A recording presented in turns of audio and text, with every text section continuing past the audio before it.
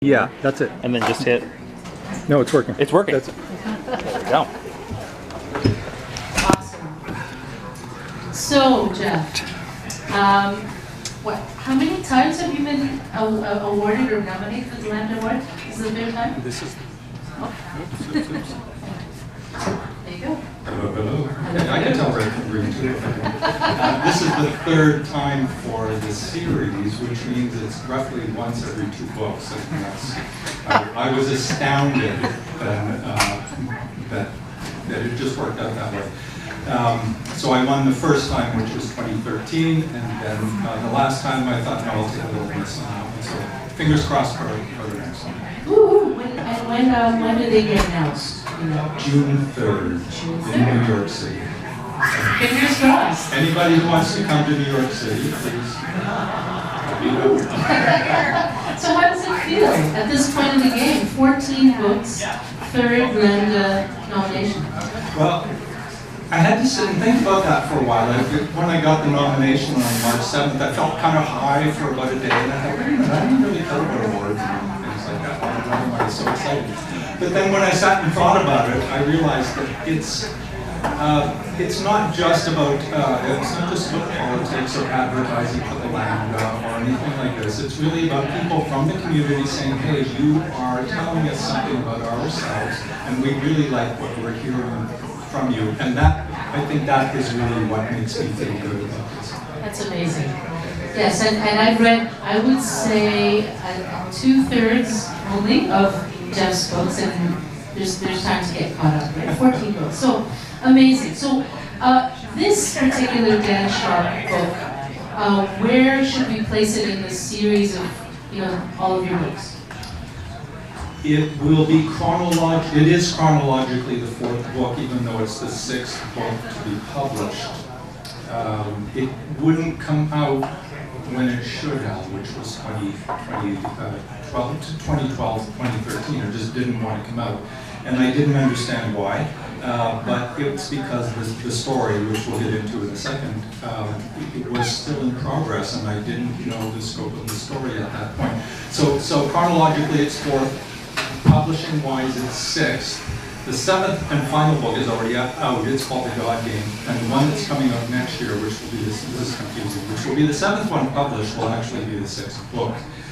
It does say inside the prologue of every book the year that it occurs. If you want to follow it otherwise, you can always tell, because Dan has a son who's growing up. So he starts off as a teenager in high school, and by the end of the series, he's just graduating from university.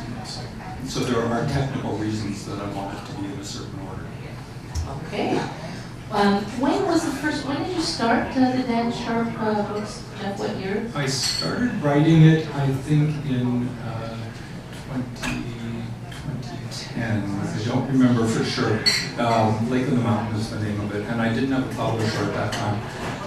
Finished it and thought, oh wow, it's a really thick book. It's 110,000 words, which is about 40,000 words, more than most publishers wanted. I thought, okay, God help me, I'm never going to sell this one. And I got a call in 2 months saying, we want that book from Dundurn, from my Dundurn Press, which has stayed with me the entire time. Love that word, particularly, actually. Yeah. So this particular book, Shadow Puppet, what drew you to write about? Like, it's uncanny,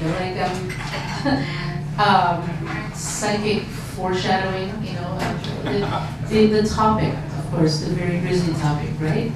What drew you to write about serial killings? It was actually not that hard to figure out what was going on. If you were walking up and down the streets of the community at that time, which would have been 2010. I remember David, where's David? Right there. David and I were walking down the street, we were going south, we were on this side, and I said, look, there's another poster. And we stopped, and I think it was the 3rd one, and I thought, no, this is not an accident, this is not coincidence, there's something going on here. I wasn't really drawn to it as a subject more than as a member of the community, thinking, well, where are these people going? What's happening to them? So when it came time to write it, I thought, no, I need to know a little bit more. And I went online to see what was going on, and there was almost nothing. There was nothing from the police. There were missing person reports, you know, incidents of murder going back God knows how long. But when I tried to Google it under gay murder, gay missing men, it didn't come up that way. And I thought, okay, somebody's missing the ball here, because it's a specific group that this is happening to, and somebody in the police force needs to pay attention to this. So as I kept doing this, I would come up once in a while, something on Facebook. Somebody said, my friend's missing and the police aren't paying any attention to me. And these started coming up a little bit more often, and that's when I realized, no, they really are ignoring the fact that these are all men from the gay community. Even though a lot of them were closeted, some of them were married, they were discounting the fact that this was the place where they were all disappearing from. So, I mean, it's a difficult topic to get into. First of all, was there something that, I mean, when you're going to write such a story and not knowing what was going on in real life, you know, in our community, was there something about the whole topic that made you resist writing about it? And if so, you know, what overcame that resistance to write about it? For sure, there was a resistance, and part of it was I didn't want to be some guy taking somebody else's personal story of loss and grief and treading all over it and saying, hey, look at the book I wrote. I really didn't want to do that. But there was an incident that sparked it, a very personal incident that sparked it for me. I had been dating a man named Mark Ernstein in 2002. And in 2015, Mark was stabbed to death on Granby Street down by the barn. I don't know if the barn was still open at that time, but he was the cancer researcher that we all heard about on the news. And I thought, is this part of what's going on here? I thought, no, it doesn't make sense. All of these other guys disappeared. This was a brutal murder, and it turned out that, in fact, it had nothing to do with the disappearances. But that got me thinking, what else is behind this story, and what do I need to look into here? Absolutely. And when so many families are affected, I'm sure people needed a way to express this, you know, this concern, and in a way, like, was that something that, you know, unintentionally, you were probably writing what people were feeling, probably, like the frustration of this denial and all this kind of, you know. I certainly picked up on that. Again, I didn't want to make it a personal story about the real people who had disappeared, so I invented certain people. But what was apparent to me and to David, we both talked about it, was these were non-Caucasians who were disappearing at this time. And that was another thing that I thought, okay, so somebody is picking on a specific segment of the gay community. So I didn't take the actual missing people, and God knows some of them could have turned up later. None of them did, unfortunately. The remains of them have all been found now. And, so I took that and I thought, what if I were in this story looking at this and saying, how are the loved ones of these people dealing with this? So that was the plot device I used, that Dan, who's the missing persons investigator, gets hired to find the brother of two men who are in Toronto, and they're immigrants from Africa. Amazing. So in the process of writing the book, I mean, how did the actual stories in media affect you? I mean, did you try to distance yourself from that, or did it affect your writing? Well, the arrest of Bruce MacArthur didn't happen until after the book was finished. Yeah. So I had handed it in to my publisher in December, and Bruce was arrested in January. But what I did come across in the time that I was writing, and it took me about a year to write it, was that as I looked at the particular posters of the missing men, I realized I had probably met all of them or stood next to most of them in zippers and many of the other barns. And we now know that Bruce MacArthur he used to sit around the piano in zippers, and he would sing with the people. I remember that. I've been to the cruise several times. It's just, yeah, so the version of your story, so is completely fictional. So before the confirmed facts were found, like, how did you create your story, like your plot line? How did it evolve? Well, as usual, I just let Dan do his thing. I let him off the leash, and I saw where he would go, and he just took me to all the right places. And I like to find the emotional heart of a story. So he would, as a missing persons investigator, he would say, "When did you last see your brother? What was he doing? And were you angry with him? Did you have a fight?" And so I let Dan follow the story. Yeah, there's a life to it. Like Dan has his own life. At some point, we're gonna hear from the book, but should I maybe? I'll wait to ask this last question. Okay. For those who hasn't read the book yet. All right. So I don't want to talk about it. So why don't we hear from you a passage from, or do you want to read it? Does anybody? Or do you want to have? Does anyone have any questions who might have read the book or have heard about it? Well, maybe we can open it up. No, putting everybody on the spot. All right. There are some things in it, so that's why these couple of questions I'll ask after. Okay. This is from later in the book. It's about 2/3 of the way through. Sure.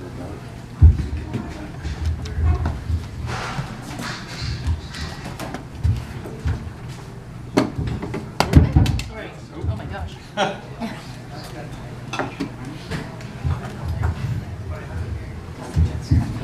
Should be good. Yeah. Okay. Thank you.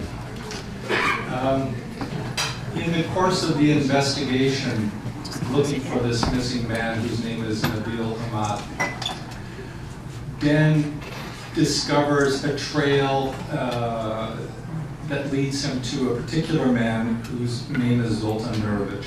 And Zoltan is involved in various aspects of the sex trade in Toronto. It's not clear whether he is actually somebody who works illegally in the sex trade, but he's involved with a number of people, and he does bring people over. And one of the things he does do is try to secure papers for people to work as dancers, strippers, prostitutes, and this is the trail that Dan is following at this point in the book. Dan called the number on Hanani Sheikh's business card. "Mr. Sheikh, it's Dan Sharp again. I called earlier about setting up a website. I told you I am very busy. I can't help you. I run a small business all by myself and take on clients when and as I choose. You need to stop pestering me."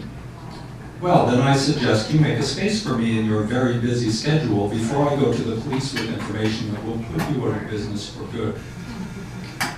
The premises did not look like the opulent reserves of someone who made his living exploiting other people's misery, but Dan was more than willing to give Hanani the benefit of the doubt and let him prove he was as rotten as he believed him to be. Just a stone's throw from Yonge and Bloor, at the heart of the city, Shake It Designs was one of the smallest, dingiest office spaces Dan had seen in years. His own, above a warehouse in the city's east end, was palatial compared to this squalid, two-room affair over a pizza joint. Dan climbed the grimy set of stairs, avoiding the broken tiles on every other step. He knocked and entered. The inside of the office was little better than the hallway. The walls were a lurid orange. There was no receptionist to greet him. A thin, bespectacled man who looked like a private school headmaster came out of a small room at the back and looked Dan over. "Mr. Dan Sharp?" "Yes." "Excuse me. I'm sweating up here." "I'm Hanani Sheikh. Please come in," he said simply, indicating a battered desk and chair at the back. "Let's get to the point. I see no reason to waste your time or mine." Dan sat and placed a USB stick on the desk. The contents of this device were taken from the hard drive of Nabil Ahmad's computer. "I understand that among other things you created websites for Mr. Ahmad." "I run a design company, Mr. Sharp. Are you implying there is something illegal in that? Hanani looked at Dan over his glasses. Has he done something I need to be careful about associating myself with? Not unless you've done something wrong. No, nothing. You planted software on his computer allowing you to access it remotely. You read his calendar.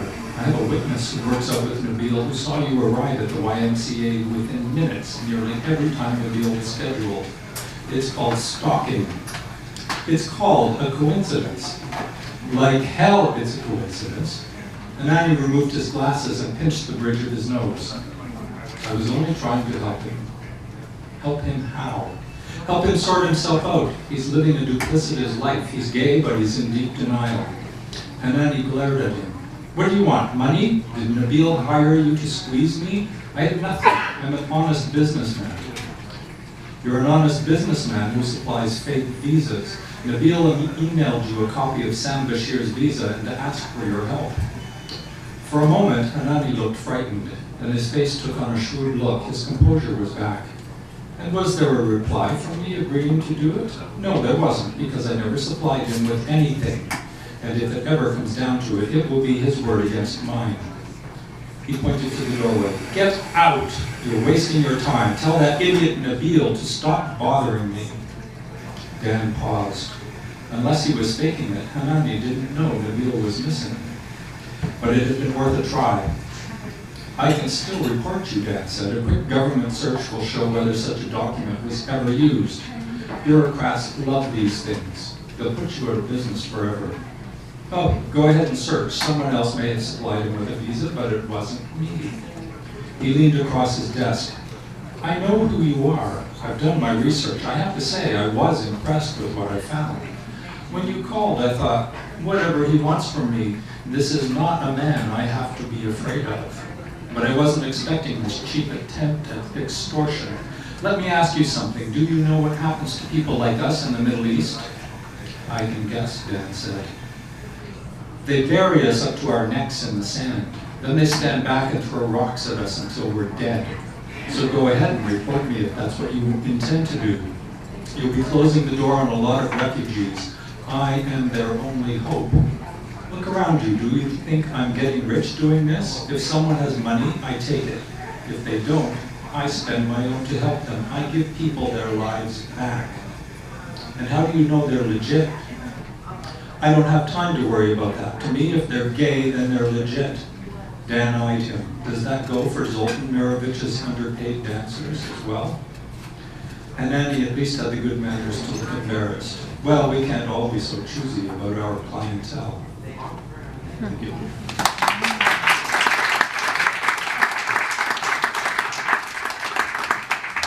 Thank you.